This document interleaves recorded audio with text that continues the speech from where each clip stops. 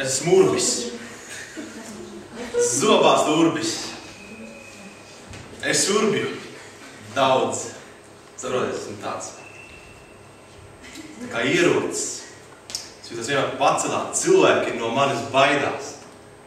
Es tur sēžu tā plauktiņā, kur stāv tas viss. Ienāk cilvēki, es jau redzu, viņš ir bāls. Viņš apguļās uz galda. Viņš ir bāls. Viņš ierauga mani. Es tā, tu būsi nākošais, Džeki. Zobārs paskatās tā.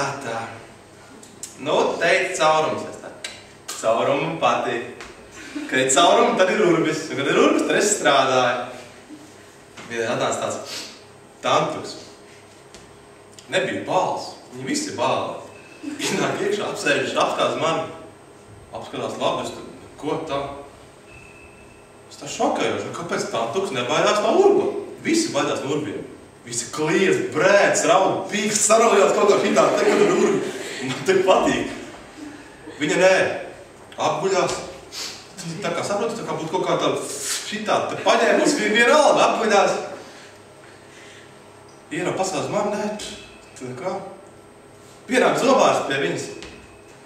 Saka, atvērt mājā muti. Zini, ko viņa izdarīja? Šī izņēma ārā viņai zobus. Man nebija kurti.